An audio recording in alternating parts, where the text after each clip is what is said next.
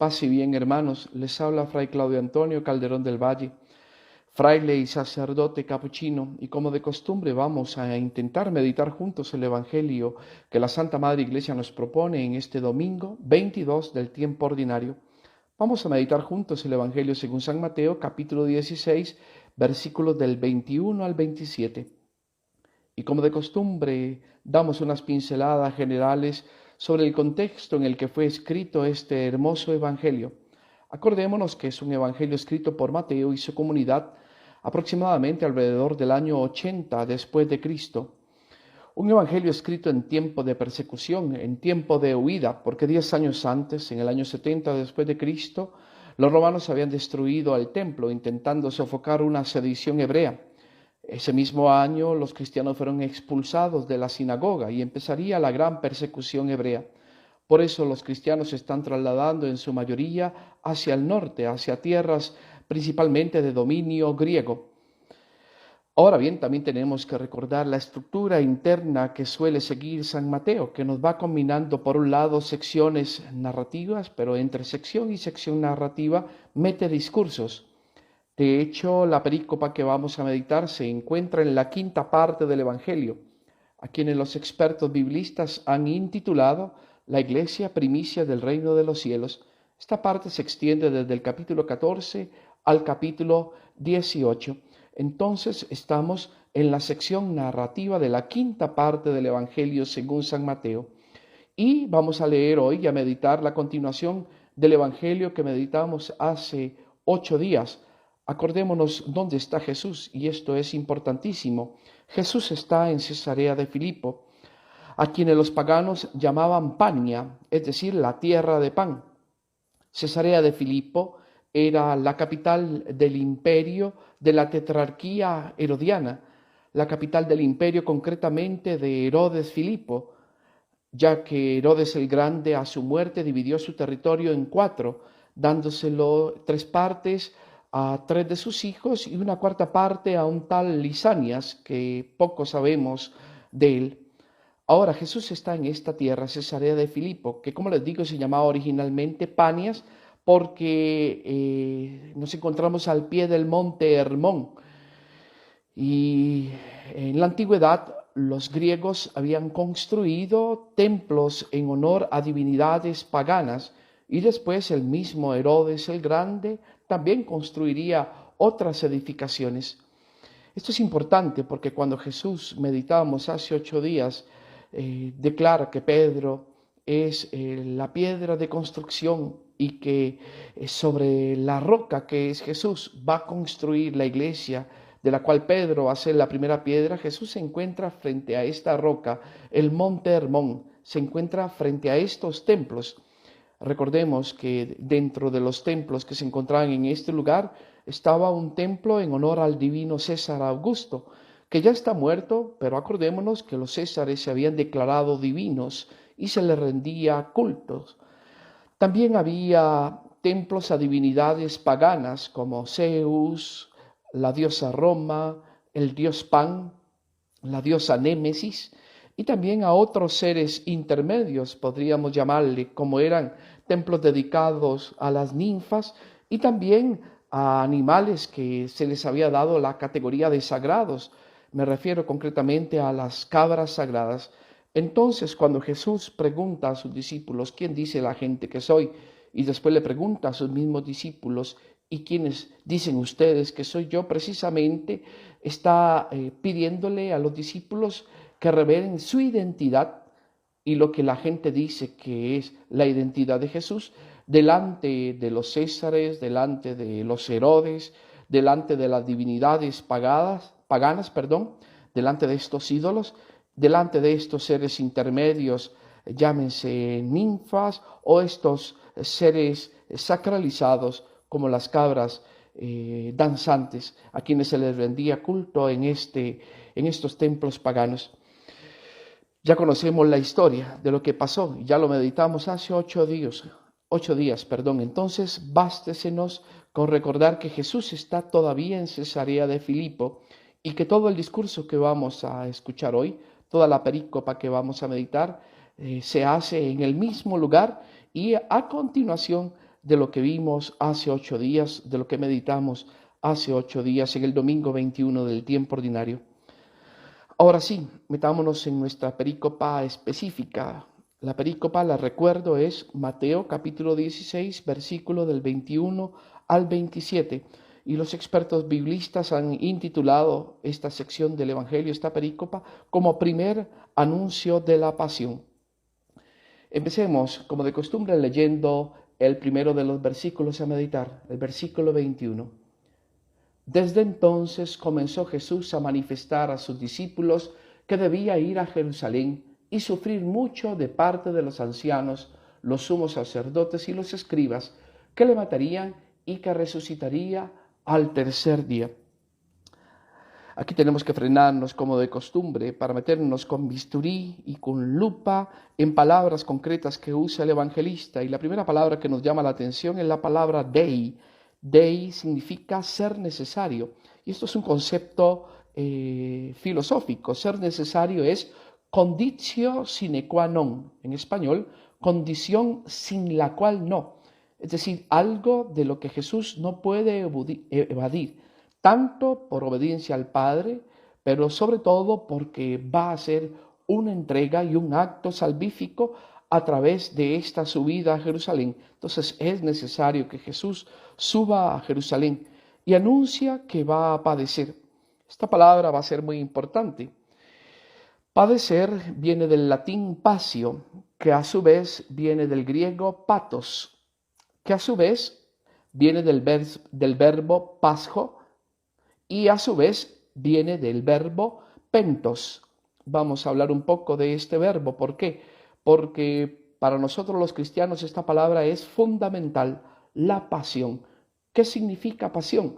Bueno, para nosotros es un concepto ambivalente, diríamos dual. Es una moneda y como toda moneda tiene dos caras. Por un lado, pasión para nosotros simboliza un amor intenso, un amor desbordado, pero por otro lado, también cuando hablamos de pasión, nos referimos a un sufrimiento fuerte, a un sufrimiento que excede muchas veces lo que creemos que es la capacidad humana de sufrir. O sea, pasión implica sufrir con mucha intensidad. Ahora bien, metámonos en nuestro concepto. Les decía que la raíz más antigua de la palabra pasión es pentos, y pentos en griego significa dolor y desgracia. De pentos se generó después el verbo pasjo. Pasjo significa padecer, pasarle a uno algo, experimentar algo, sufrir o pasarla mal.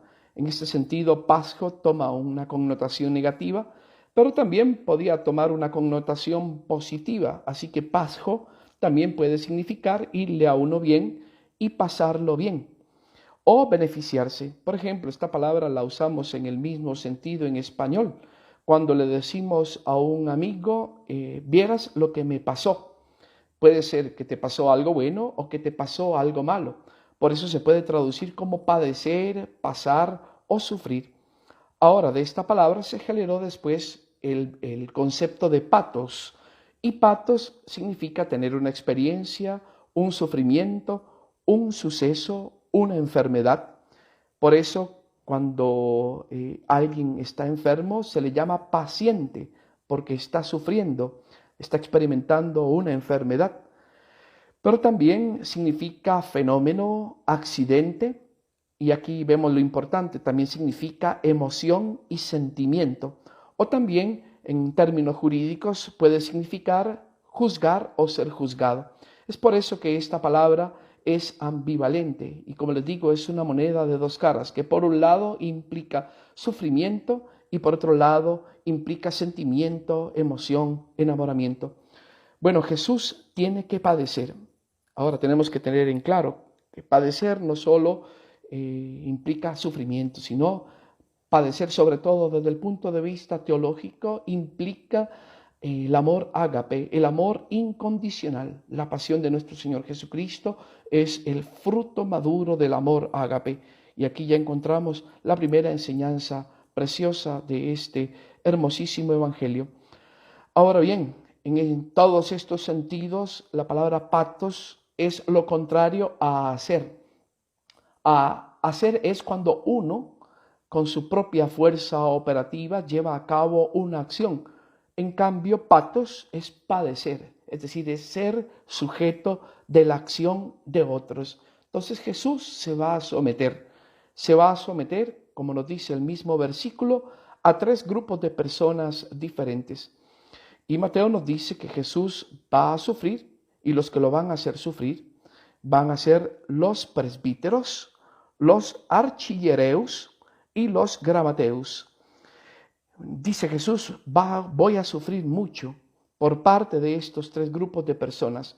Presbíteros significa los ancianos, archillereus significa los sumos sacerdotes y gramateus significa los escribas. Ahora aquí estamos viendo desde el punto de vista simbólico, valga la redundancia, tres símbolos. Y esto que estoy haciendo se llama lectura alegórica. Aquí vemos una alegoría. Los presbíteros son el símbolo de la tradición que seguía los saduceos, los fariseos, los escribas, a la cual Jesús en versículos anteriores había tachado de que ustedes han cancelado la verdadera tradición y lo que enseñan son tradiciones humanas. Ahora, los sumos sacerdotes son el símbolo del culto, a quien Jesús también en versículos pasados había señalado: este pueblo me alaba con la boca, pero su corazón está lejos de mí, porque el culto que rinden es un culto vacío. Entonces, es el símbolo del cultualismo del Antiguo Testamento, cultualismo vacío. Y en tercer lugar tenemos a los escribas. Los escribas son el símbolo de la Sagrada Escritura, específicamente de la Torá y de la interpretación de la Torá. Interpretación que muchas veces era sesgada y que estaba beneficiando a unos pocos y se volvía en contra de la gente sencilla, en contra de la mayoría del pueblo.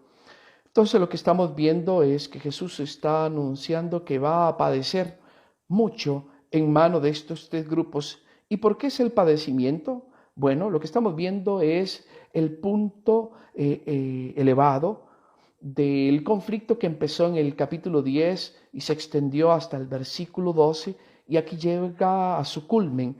La propuesta de Jesús es radicalmente diferente a la propuesta que han hecho los presbíteros, los archillereus y los gramateus. Jesús es un Mesías diferente. El pueblo esperaba un Mesías, pero un Mesías diferente. Un Mesías humano, un Mesías militar, un Mesías defensor de la antigua tradición, del antiguo culto, de la interpretación que se hacía de la Torá en la antigüedad. Y Jesús dice: no, he venido a darle plenitud a todo esto. Jesús presenta un mesianismo diferente, una propuesta radicalmente diferente. Pasamos al versículo 22 y dice así el versículo 22. Pedro se lo llevó aparte y se puso a reprenderle diciendo: ni se te ocurra, Señor, de ningún modo te sucederá eso.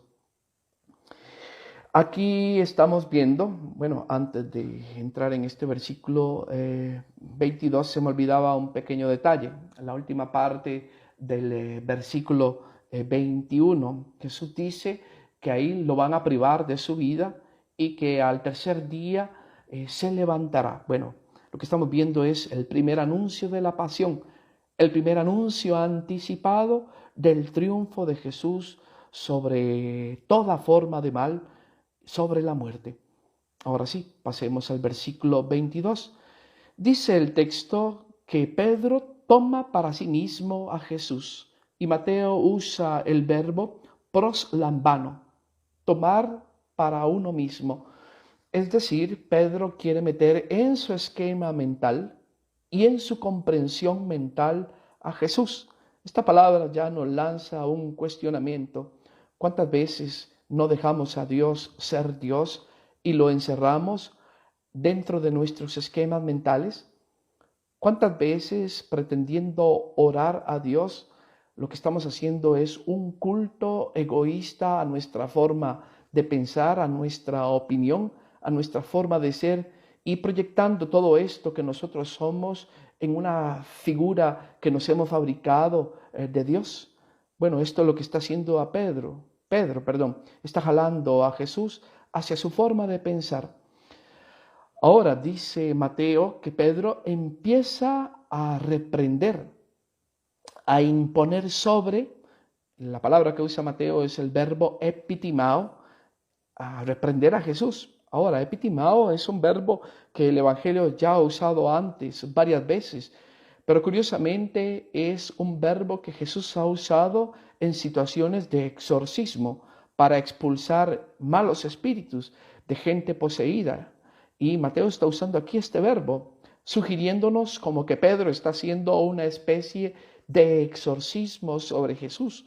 Lo está reprendiendo, se está imponiendo sobre, lo está exorcizando, porque no está de acuerdo con lo que Jesús ha hecho. Y es que Pedro no entiende a Jesús. Seguimos adelante. Pedro usa una palabra y es el concepto de ileos.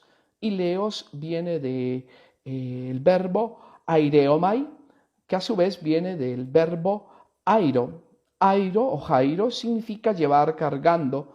Aireomai significa tomar para uno mismo, pero en el contexto de elección de Dios, o sea, algo para lo que Dios te ha elegido, pero lo tomas para ti mismo. Entonces esta palabra, ileos, la mejor forma de traducirla sería que Dios sea propicio, pero esta expresión que Dios sea propicio en el contexto de evitar alguna calamidad que está por pasarle a uno. Por eso se podría traducir en nuestro español latinoamericano como lejos de ti, o Dios no lo quiera. Esto le está diciendo Pedro a Jesús, Dios no lo quiera, lejos de ti esto que acabas de decir. Lo que estamos viendo es que Pedro sigue el razonamiento de la retribución directa, porque Pedro no puede entender el sufrimiento del justo ni la lógica nueva del ágape. El ágape es donación total y Pedro no entiende la propuesta de Jesús. Jesús ha dicho, es necesario que yo suba a Jerusalén, ¿verdad?, y que sufra mucho por parte de los tres grupos que ya meditamos. Pedro no logra entender esto. Y vamos a frenarnos aquí un poco y explicar cuál es el asunto de la retribución directa. Todo el Antiguo Testamento está dominado por un concepto central que se llama retribución directa, según el cual Dios da a cada uno justamente según sus obras. En otras palabras, se llama retribución directa porque esta teología predica que si yo me porto bien, Dios me premia. Si yo me porto mal, Dios me castiga. Esta es una lógica bastante lógica desde el punto de vista humano, pero acuérdense que los caminos de Dios no son nuestros caminos. Entonces, según esta lógica, era imposible que una persona justa y santa como Jesús muriese, porque iría contra la lógica retributiva directa. El justo tiene que prosperar en todo sentido, prosperar en años. Por eso, ¿verdad?, se creía en el Antiguo Testamento que entre más justo fuera una persona, más años viviría, y prosperar también materialmente, porque entre más justa fuera una persona, más rica tenía que ser. Y Jesús viene a traerse abajo esta mentalidad. Por cierto, hacemos un paréntesis. En la actualidad hay bastantes grupos, especialmente grupos que han salido de la Reforma Protestante, que siguen la teología de la retribución directa. Y en especial estoy pensando en los grupos pentecostales de tercera ola, que siguen predicando esta teología de la retribución directa y que siguen predicando que hay que pactar, que hay que diezmar y que de todo esto de todo esto depende las bendiciones de prosperidad material y prosperidad espiritual que Dios te dé. Jesucristo se trae abajo la teología de la retribución directa y esto es lo que vamos a ver a lo largo del texto que sigue. Volvemos entonces a Pedro. Pedro sigue el razonamiento de la retribución directa, por eso no entiende a Jesucristo. Aquí Pedro otra vez es un personaje corporativo. Pedro es el símbolo de la comunidad mateana, pero Pedro también es el símbolo de la iglesia, porque también muchos de nosotros seguimos pensando que la lógica de Dios es igual a la lógica humana y no entendemos cómo sea posible que las personas buenas sufran. No entendemos tampoco cómo es posible que muchas personas que viven mal y hundidas en el mal triunfen y les vaya bien. Esta contradicción que vemos en la vida ordinaria nos causa gran confusión en nuestra mente y gran dolor en nuestro corazón. ¿Cómo es posible que a los malos les vaya bien y a los buenos les vaya mal? Precisamente sobre esto vamos a meditar en los versículos siguientes. Entonces, aquí estamos viendo que Pedro es un personaje corporativo. Posiblemente aquí vemos el reflejo de la comunidad mateana, que como hemos dicho en audios anteriores, era en su mayoría hebrea, y como perteneciente a la antigua religión hebrea, seguía también estos preceptos de la retribución directa y no está entendiendo, bueno, si Dios está de nuestra parte y si Jesús es el Mesías, ¿verdad? Y si nosotros nos estamos portando bien, ¿por qué estamos siendo perseguidos? ¿Por qué estamos sufriendo? ¿Por qué perdimos nuestras familias, nuestras casas, nuestras herencias, nuestras posesiones y ahora hemos tenido que huir como si fuéramos bandidos? Entonces, en el fondo, el texto nos está reflejando los cuestionamientos que se está haciendo la comunidad mateana. También está reflejando el sufrimiento que en medio de la persecución está, valga la redundancia, sufriendo esta primera comunidad fundada por San Mateo. Seguimos adelante con el versículo 23. Pero él, volviéndose, dijo a Pedro: quítate de mi vista, Satanás, solo me sirves de escándalo, porque tus pensamientos no son los de Dios, sino los de los hombres. Mateo usa el verbo estrefo. Estrefo es una de las palabras que usa la Sagrada Escritura para referirse a la conversión, porque estrefo significa literalmente volverse. Ahora, aquí es interesante, no es Pedro el que se vuelve a Jesús, sino Jesús el que se vuelve a Pedro. Y esto es un hermoso simbolismo. Es Jesús que se vuelve hacia nuestra humanidad. Jesús da respuesta a los hombres. Jesús es la respuesta de Dios a los hombres. Ahora los hombres nos encontramos en medio de la oscuridad del pecado y de la confusión, porque el mal no solo ataca sobre nuestra voluntad, llevándonos a cometer actos en contra de la justicia, sino que también ataca sobre nuestra mente, sobre nuestra parte epistemológica, llevándonos también a los errores, a la falsedad, a la mentira, al cisma, a la herejía, etc. Ahora Jesús entonces se vuelve a Pedro y le dice en palabras muy duras, le dice: Hiopage opisomo satana, Hiopage opisomo satana. Esta palabra, hiopage, viene del griego hiopago, que viene de dos vocablos. El primero es hiopo y el segundo es ago. Hiopo significa bajo y ago es el verbo conducir. Entonces, número uno, le está diciendo: ponte debajo de mí, subordínate y déjate conducir. Es una palabra que implica: ponte detrás de mí y obedéceme, porque aquí yo soy el Mesías, aquí yo soy el Hijo de Dios. Ahora, esta orden se ve reforzada por la palabra opiso. Opiso significa detrás, es un adverbio de posición. Entonces, ponte detrás de mí, y le llama Satanás.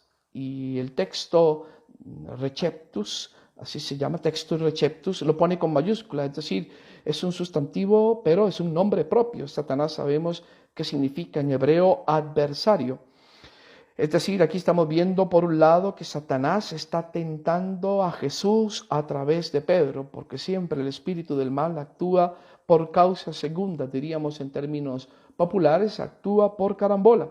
Y aquí esta parte de este versículo nos recuerda el mismo Evangelio según San Mateo capítulo 4. Me refiero a las tentaciones que Jesús sufrió en el desierto.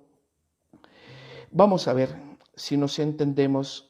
Satanás está tentando a Jesús a través de Pedro. Y tenemos que recordar que las tentaciones son como una especie de trenza, porque el mal, entre los hilos de la verdad, va entretejiendo astutamente y secretamente los hilos de la mentira y del engaño. Por eso la propuesta que hace Pedro se disfraza de desearle un bien a Jesús, ¿verdad? Pero en el fondo, Pedro se está convirtiendo en un obstáculo para la obra redentora de Jesús. Por eso Jesús le dice, Giopageo pisomo, Satanás, ponte detrás, ¿verdad? Ponte detrás, Satanás. Ahora, también el texto nos está sugiriendo que Satanás, el príncipe de las tinieblas, es el cociente detrás de todos los males. Y aquí hablamos que Satanás es el cociente de todos los males, pero de manera mediata. Acordémonos que de manera inmediata todo acto humano es un acto libre. Así que todo ser humano es responsable de los actos intrínsecamente malos que realice. Ahora bien, en el fondo está la sugestión y la sugerencia del maligno, pero siempre el ser humano tiene libre albedrío para decirle a esa propuesta de maldad, a esa invitación para hacer el mal, sí o no. Entonces aquí vemos una complicidad también, la complicidad entre el mal que sugiere y el ser humano que asiente esta sugerencia y que realiza el mal. Aquí también el texto nos indica que los hombres tenemos que escoger, pues no se puede servir a dos señores. Al decir Jesús a Pedro, ponte detrás de mí, subordínate y obedéceme, y también llamarle Satanás prácticamente nos está invitando a conducirnos detrás de él, detrás de Jesús, y abandonar el culto a Satanás, pero también el culto al yo, principal ídolo humano, detrás del cual se esconde siempre la acción del maligno. Es decir, el texto y este versículo 23 nos está exhortando a ser verdaderos discípulos, porque en la vida espiritual no hay zona neutra, o seguimos a la luz, o estamos en la oscuridad, o seguimos a Dios, o estaremos en las redes del maligno. Ahora bien, también el texto y el versículo 23 nos sugiere un elemento que nos cuestiona bastante y una pregunta que nos tenemos que hacer y que es importantísima en este evangelio de este domingo 22 del tiempo ordinario. ¿Quién es el que tiene que hacer la voluntad de quién? ¿El hombre la voluntad de Dios o Dios la voluntad del hombre? Vamos a citar aquí dos textos que son muy importantes y siempre me ha gustado mucho mencionarlos y reiterarlos, y me refiero a la respuesta de Samuel en Primera de Samuel 3 y también me refiero al Salmo 39.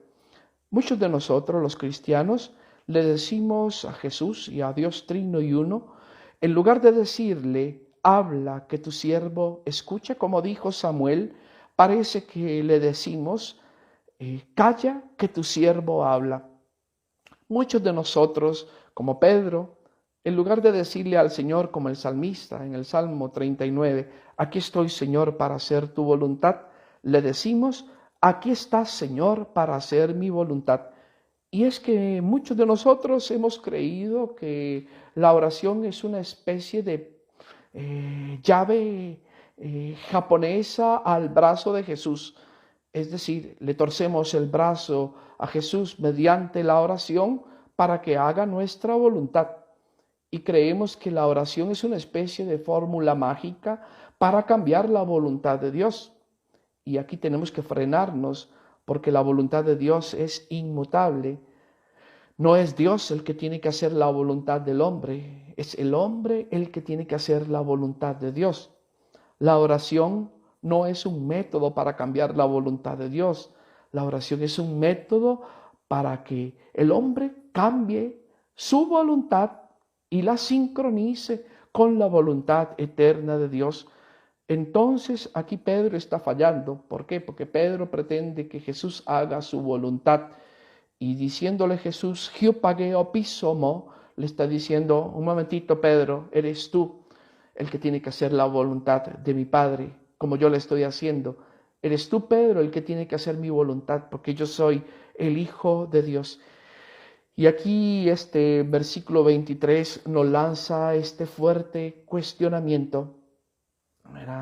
Cuidado, cuidado, porque si nuestra oración no es correcta, detrás de esta oración falsa se puede estar escondiendo la tentación original. Se puede estar escondiendo un culto solapado al yo. Detrás de este culto solapado al yo se esconde esta tentación original, que es querer ser como dioses.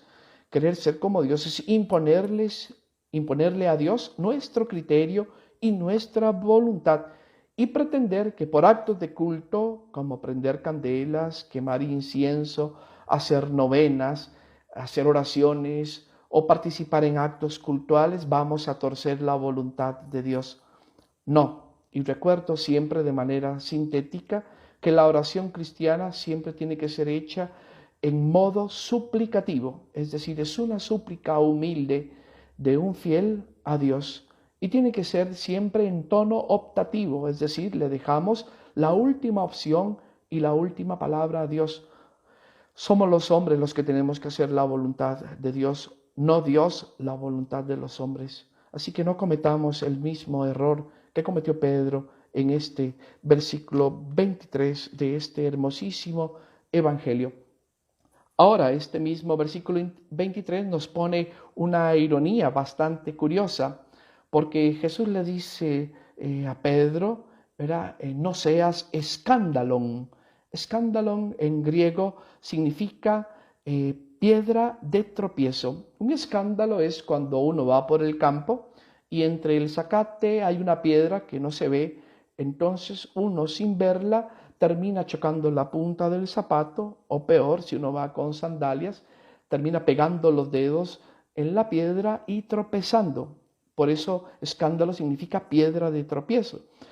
Ahora, miren ustedes qué interesante. Hace unos versículos Jesús le estaba cambiando a Simón Bar-Jonás el nombre y le estaba diciendo, tú eres Petros, piedra de construcción. Y ahora le está diciendo, Simón, tú me estás haciendo escándalo, me estás haciendo piedra de tropiezo. Entonces Pedro pasa de piedra de construcción a piedra de tropiezo. Y aquí volvemos otra vez al elemento de que Pedro es un personaje corporativo, es el signo de la comunidad cristiana. ¿Cuántas veces nosotros pasamos también de ser piedra viva a ser piedra de tropiezo para los demás y para nosotros mismos? Cuando nos salimos del muro de la construcción espiritual que es la iglesia e intentamos vivir solos y hacer nuestra voluntad, nos convertimos en piedra de tropiezo, en piedra de escándalo. Aquí vemos también en este intermitente Pedro la intermitencia de la comunidad cristiana, la intermitencia en la que vivimos nosotros, todos los cristianos, porque en la mañana podemos estar arrepentidos, golpearnos el pecho y confesarnos, pidiéndole perdón a Dios, y en la tarde podemos estar cayendo o ser motivo de caída y de tropiezo para nuestros hermanos. Entonces, en el fondo también hay una invitación a la integridad y a la perseverancia final. Ojalá no pecáramos, ojalá no fuéramos intermitentes como Pedro, ojalá fuéramos solo piedras de construcción, pero la triste realidad de nuestra debilidad criatural es que somos también y muchas veces piedra de escándalo, piedra de tropiezos para nuestros hermanos, para nosotros mismos. Ahora bien, parte de esta ironía es lo que pasa cuando también en el versículo 17 del mismo capítulo 16, Jesús le había dicho a Pedro, esto no te lo ha revelado ni la carne ni la sangre. Y nos referimos a cuando Pedro le dijo a Jesús, tú eres el Hijo de Dios, tú eres el Mesías, el Cristo. Perdón, ya me di un poco de tos. Pero ahora vemos aquí en el versículo 23, 6 versículos después, como Jesús le dice, tus pensamientos no son los de Dios, sino los de los hombres. Miren qué interesante, parece que la gracia de Pedro le duró solo 6 versículos. Pasó de recibir una revelación a ser sujeto de la acción del mal y a ser instrumento de Satanás para atentar a Jesús. Y aquí también encontramos una enseñanza oculta. A nosotros nos pasa lo mismo como creyentes, como cristianos. ¿Cuántas veces somos cristianos, reflejos vivos de Jesucristo y traslucimos a Jesucristo y dejamos salir de nosotros bellas palabras, bellos pensamientos, bellos actos? Pero cuán poco nos dura la gracia y cuán poco nos dura la presencia de Dios en nosotros, y rápidamente nos convertimos más bien en emisarios del mal, en tentadores, en satélites de la acción del maligno. Volvemos a lo mismo. En el fondo el versículo nos está amonestando y nos está diciendo que tenemos que ser coherentes, tenemos que ser perseverantes y tenemos que ser vigilantes sobre nuestra conducta, porque podemos pasar a la intermitencia y de ser luz, convertirnos rápidamente en tinieblas. Y esto nos puede pasar en cada día y en cada momento de nuestra vida. Seguimos adelante con el versículo 24. Dice así el versículo 24. Entonces dijo Jesús a sus discípulos, si alguno quiere venir en pos de mí, niéguese a sí mismo, tome su cruz y sígame. Aquí podremos decir que está el centro y el núcleo principal de la perícopa que hoy estamos meditando. Jesús está dando indicaciones para ser discípulo. Jesús nos va a decir, bueno, le dijo a Pedro, Hiopageo pisomó, ¿verdad? Subordínate y ponte detrás de mí. Es decir, nos va a explicar cómo conducirnos detrás de Él. Y para esto el versículo 24 usa 5 verbos importantísimos que forzadamente tenemos que meditar. El primer verbo y la primera indicación para ser discípulos es el verbo celo. Celo significa voluntad. Por eso dice el texto, si alguno quiere. Entonces la primera condición para el seguimiento y para el discipulado es querer voluntariamente, querer seguir voluntariamente a Jesús.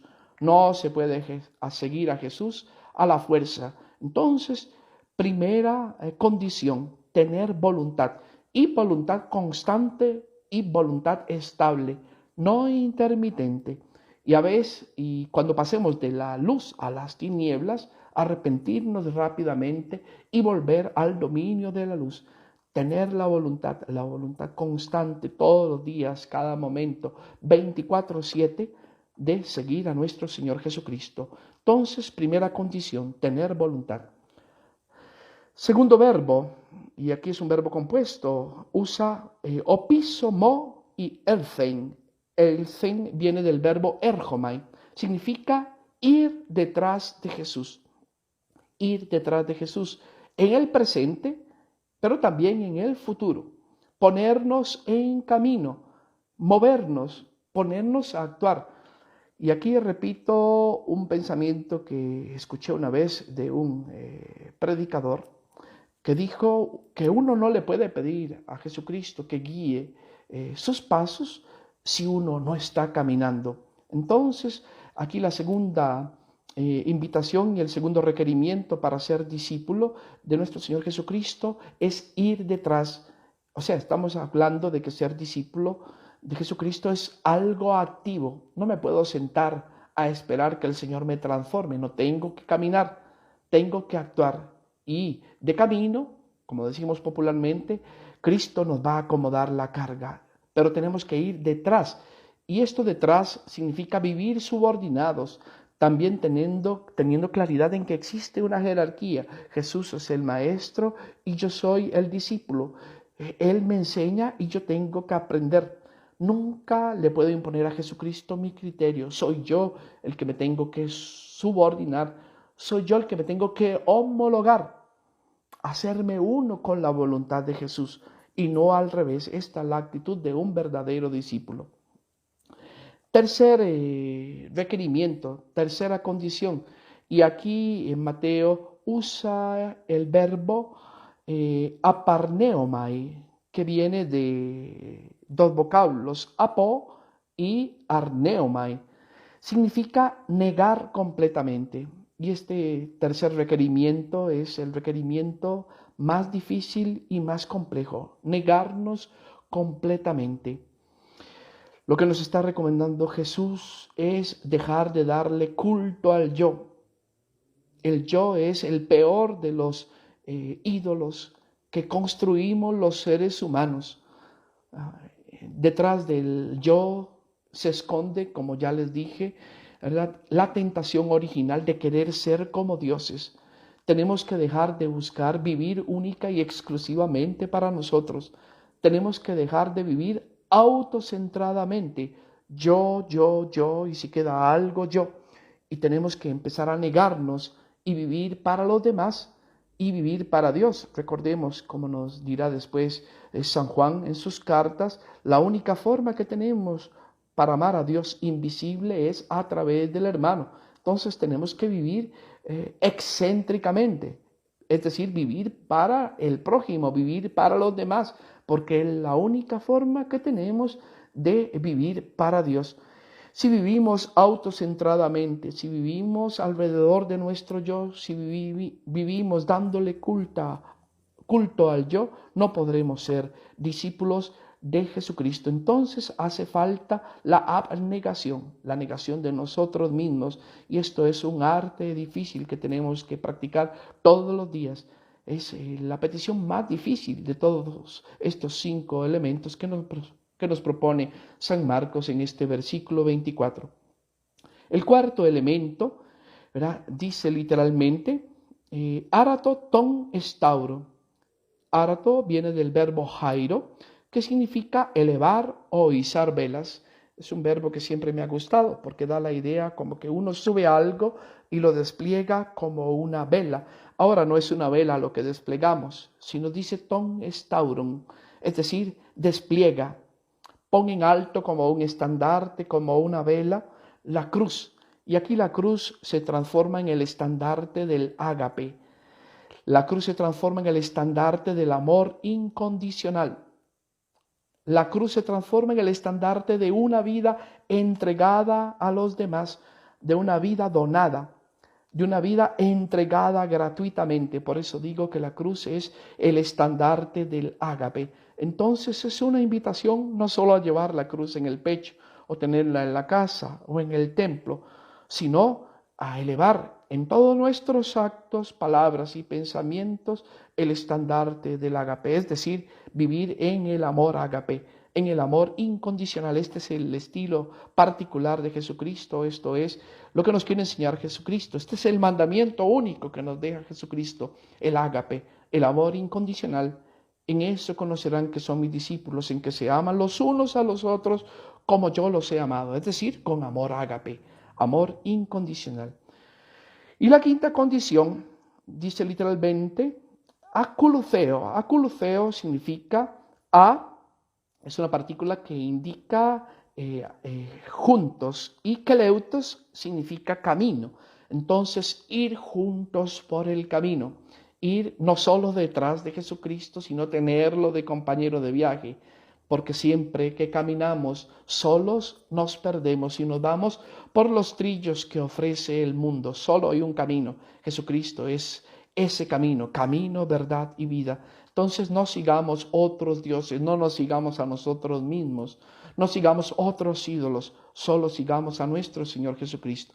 Entonces, repito, para recapitular, estos 5 elementos que nos pone Jesús de indicación para ser discípulos, para conducirnos detrás de Él. 1, tenemos que seguirlo voluntariamente. 2, tenemos que ir activamente siempre detrás de Él, recordando que Él es el Maestro y nosotros somos sus discípulos. 3, tenemos que aprender a negarnos completamente, dejar el culto al yo y vivir para los demás. Y viviendo para los demás, así viviremos para la Santísima Trinidad. 4, tenemos que levantar el estandarte de la cruz, el estandarte del amor ágape, del amor incondicional, de la vida donada, de la entrega gratuita al prójimo y a nuestro Señor Jesucristo, al Padre y al Espíritu Santo. Y 5, tenemos que seguir junto a Jesús todo el camino hasta el final de nuestra vida. 5 elementos importantísimos que nos regala el corazón del Evangelio de hoy para nuestra vida cristiana. Pasemos al versículo 25. Porque quien quiera salvar su vida la perderá, pero quien pierda su vida por mí la encontrará. Y aquí encontramos lo que se llama una paradoja espiritual. Una paradoja es algo que en apariencia es contradictorio, pero no, en sí mismo encierra una lógica. Y aquí el texto nos está diciendo, y la paradoja es esta: si te quieres salvar, tienes que perecer. Es decir, la propuesta es perecer para salvar. Ahora, perecer en el sentido de perder la vida y salvar en el sentido de salvar la vida. De hecho, los conceptos que usa Mateo son apolumi y el verbo sozo. Nos está hablando aquí de la martiría, es decir, del martirio. Muchos cristianos de la comunidad juánica y después en la historia del cristianismo y aún también en la actualidad, tenemos que ser conscientes que en la actualidad se está persiguiendo al cristianismo y que en la actualidad hay ya más mártires que en los primeros siglos del cristianismo. Bueno, Jesús nos está diciendo, entrégalo todo, si es necesario hasta tu propia vida. Y el versículo nos habla de sujei, es decir, de tu vida humana. Nos está hablando del capital humano. Pon en juego y apuesta todo tu capital humano. Dalo todo. Si te toca entregar la vida por Jesucristo, entrégala. Y de esto tenemos que estar siempre conscientes. Y nos lo va a repetir San Pablo con palabras bastante duras.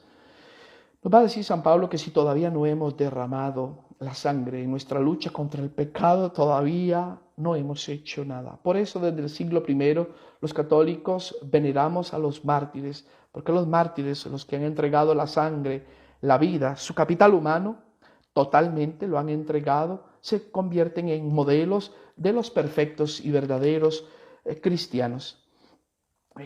Ahora bien, volvemos a las recomendaciones y especialmente a la tercera.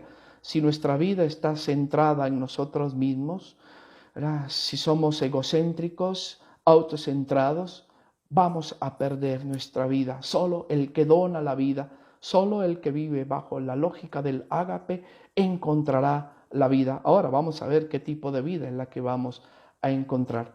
Pasamos al versículo 26 y dice así el versículo 26, pues ¿de qué le servirá al hombre ganar el mundo entero si arruina su vida?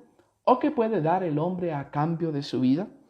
Y aquí Mateo usa otros dos conceptos, el concepto seimio y el concepto kerdaino, que significa perder y ganar. Y otra vez nos dice que tenemos que perder para ganar, pero ya no se está refiriendo al capital humano, a la vida humana, sino el versículo habla de ganar el cosmos, ganar todo el mundo, todo el cosmos, todo el universo. Entonces el versículo está resaltando el capital material. No solo tenemos capital humano, no solo tenemos vida, también tenemos capital material, es decir, cosas, bienes materiales, la materialidad que Dios nos ha dado. Bueno, Jesús también nos está recomendando en el fondo de perder todo este capital material para ganar. En el fondo nos está diciendo el versículo 26 que no podemos vivir apegados a los bienes materiales, que lo que Dios nos dio a administrar en cuanto a bienes materiales no son nuestros. Ya lo hemos meditado en otros domingos de este año litúrgico. No somos dueños, somos administradores simplemente. Del Señor es la tierra y cuanto la llena. No somos propietarios, somos simples administradores. Entonces no hay que tener miedo en perderlo todo a causa del seguimiento de nuestro Señor Jesucristo. Creo que nos vamos entendiendo. Estamos viendo en el versículo 25 que hay cristianos en la comunidad mateana y también en toda la historia del cristianismo que van a perder su capital humano, que van a perder su vida, que van a ser mártires. Y también hay miembros de la comunidad de Mateo, en el versículo 26, que están preguntándose y diciendo, bueno, perdí todo lo material, mi herencia, mi casa, mi tierra, mi familia, lo estoy perdiendo todo. Entonces Mateo está reflexionando y les está diciendo, bueno, no tengan miedo, pierdan todo su capital material, piérdanlo para ganar.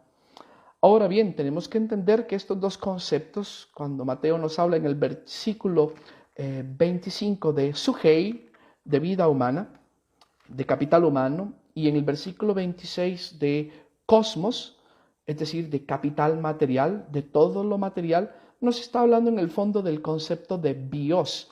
Bios significa la vida biológica, la vida que tenemos en el cronos, es decir, en el tiempo material, en el tiempo que tiene inicio y que tiene un final.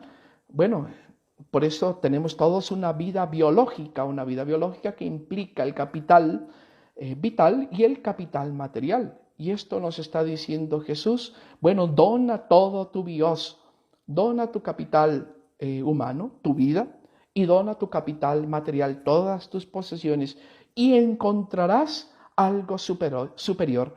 Encontrarás la zoei aionios, es decir, la vida del Eterno. Y recordamos que en griego hay dos formas de decir vida, y una es bios y la otra es zoei.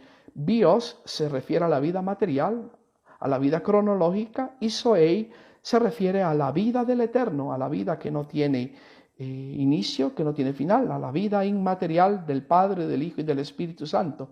Entonces, en el fondo nos está recomendando este versículo 25 y 26, dona todo tu bios cronos para ganar la zoei aionios, dona tu vida, dona tus bienes, déjalo todo por el Señor Jesucristo y encontrarás algo superior. Serás partícipe de la vida del Eterno, de la vida eterna. Es decir, lo que había preanunciado Jesucristo, me van a quitar la vida, pero voy a levantarme, voy a ganar porque yo tengo la vida eterna, esa vida eterna. Ahora en este versículo 25 y 26, Jesús preanuncia, también si eres fiel vas a ser partícipe de esta vida eterna, porque esta vida eterna te la quiero donar a ti. Pasamos al versículo 27. Porque el Hijo del Hombre ha de venir en la gloria del Padre con sus ángeles, y entonces pagará a cada uno según su conducta. Y aquí tenemos que frenarnos porque es un versículo bastante denso. Dice que el Hijo del Hombre, ya hemos hablado mucho en audios pasados sobre este título que viene en Daniel 7, dice que va a venir en la gloria de su Padre, o va a venir como la gloria de su Padre. El texto usa la palabra doxa, y doxa significa como reflejo. Jesús es el reflejo perfecto del amor del Padre. Jesús es el ágape encarnado. Por eso va a venir triunfante. Y aquí estamos hablando de la parusía, de la segunda venida de nuestro Señor Jesucristo. Y va a venir acompañado de sus ángeles. Entonces, dice el texto, y aquí encontramos una muy mala traducción, dice, pagará a cada uno, y el texto dice según su conducta, pero en griego dice otra cosa, dice en griego literalmente, dice kai tote podesei ekasto katatein praxis autu. Vamos a ver si lo traduzco de manera correcta. Y dice, y pagará a cada uno, pero dice, según la praxis de él, no de ellos, o según las obras de él y no de ellos. Autu es un pronombre posesivo que está declinado en genitivo y es singular masculino. Entonces, autu se refiere a de él, a las obras de Jesucristo, a la praxis de Jesucristo, no a las obras de los fieles. Esto es un poco enredado, pero es una traducción y una corrección necesaria que hacer. ¿Por qué? Porque si yo dejo mala la traducción, entenderíamos como que Jesús va a venir en la parusía y va a pagar según el mérito de cada uno de los cristianos. Y no, Jesús no paga por mérito. El texto dice que Jesús va a pagar a cada uno según las obras de Jesucristo, según la praxis de Jesucristo. ¿Y cuál es la obra de Jesucristo o la praxis de Jesucristo? Es el ágape, es el amor incondicional. Jesús no nos paga, gracias a Dios, como merecen nuestras obras. Jesús no nos paga por méritos, nos paga por gracia, es decir, por gratuidad. Basta que estés pegado a Jesucristo, basta que te dejes configurar para experimentar el ágape. El ágape es el amor incondicional, el amor desmedido.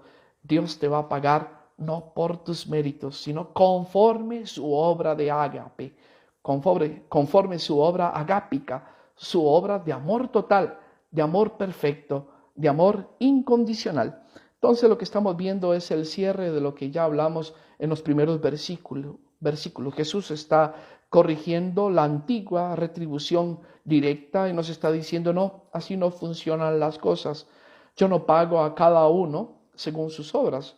Al que se porta bien, no le pago prosperándolo en esta vida, ¿verdad? Y dándole años, haciéndolo longevo. Al que se porta mal, yo no lo castigo en esta vida y le quito los bienes materiales. No, mi obra es una obra de amor. Yo quiero que todos los hombres se salven y lleguen al conocimiento de la verdad. Mi retribución va a ser escatológica, pero lo que yo les voy a dar no depende de lo que ustedes hayan hecho, depende de mi obra de amor, depende de mi amor gratuito. Es decir, la salvación es una gracia, no un mérito. El hombre no puede hacer nada para salvarse. Dios nos dona gratuitamente la gracia. Ahora bien, tenemos que entender que si bien la salvación es una gracia, los seres humanos tenemos que cooperar con esa gracia. Y por eso siempre uso el refrán que tanto me gusta, a Dios rogando y con el mazo dando. Recibimos la gracia salvífica de Dios y cooperamos con ella haciendo actos agápicos. Entonces, la forma correcta de traducir este último versículo 27 es: entonces pagará a cada uno según la praxis de él, o según la obra de él, es decir, de Jesucristo. Y la obra de Jesucristo, la obra que despliega desde la encarnación y que va a llegar a su culmen en la parucía, en la segunda venida de nuestro Señor Jesucristo, es el ágape, el amor incondicional. En otras palabras, el Santo Evangelio de hoy es una invitación al ágape, es una invitación al amor incondicional, es una invitación a elevar el estandarte del ágape, a hacer como dice la segunda lectura de esta sagrada liturgia que meditamos en este domingo 22, a convertirnos en hostias vivas, a encarnar en nuestras palabras, en nuestras obras y en nuestros pensamientos el estilo de Jesús. Y el estilo de Jesús es amor sin medida, amor incondicional, perdón total, amar como Jesús nos amó. En eso conocerá el mundo que somos discípulos de Jesucristo. Queridos hermanos, este evangelio es un evangelio hermosísimo, realmente, que deslumbra. Y quiero dedicar esta meditación en especial y este santo evangelio a un gran hombre que hoy partió a la casa de Dios Padre. Y me refiero al presbítero Jorge Pacheco Romero, quien fue muchos años mi director espiritual y hoy ha partido a la casa de Dios Padre víctima del COVID-19 y de complicaciones médicas que tuvo. Un gran sacerdote, un gran ser humano que confiamos en Dios por su infinita misericordia, ya esté gozando de su santa presencia. Padre Jorge, gracias por todo. Te voy a extrañar, querido hermano. Has sembrado muchas cosas en mí y en muchos fieles cristianos. Fuiste un gran ser humano, una gran persona, y espero encontrarte de nuevo en la gloria de Dios Padre. Dale, Señor, el descanso eterno y brille para ti la luz perpetua. Queridos hermanos, los saludo a todos donde quiera que se encuentren. Los animo en nuestro Señor Jesucristo. Miren que la comunidad de Mateo sufrió, muchos perdieron la vida, muchos perdieron sus bienes materiales, pero el Evangelio de hoy es un canto al ágape, un canto a la entrega incondicional, pero también es un evangelio que nos enseña el misterio de la cruz y que nos quiere introducir en la escuela de la cruz. Para nosotros la cruz no es una maldición, al contrario, es el símbolo de la redención, el símbolo del ágape. Entonces, para todos aquellos que estén sufriendo, para todos aquellos que están perdiendo bienes materiales, para todos aquellos que han perdido un ser querido, un ser amado, no tengan miedo. Jesús está con nosotros y vale la pena perder el capital material y el capital humano. Vale la pena empeñar el bios por el reino de Dios, porque recordemos que para nosotros, los que estamos marcados en la frente con el signo del Padre y del Hijo y del Espíritu Santo, la muerte no tiene dominio, la muerte no manda, manda en nosotros Jesucristo, Hijo de Dios vivo, y Él es camino, verdad y vida. Así que ánimo, hermanos, sigamos caminando, sigamos siendo buenos discípulos de nuestro Señor Jesucristo hasta el fin. Que Dios los bendiga a todos, les envío mi bendición y como de costumbre les pido sus oraciones para mi persona, para mis hermanos de comunidad, para mi familia de sangre. Que Dios los bendiga a todos, paz y bien.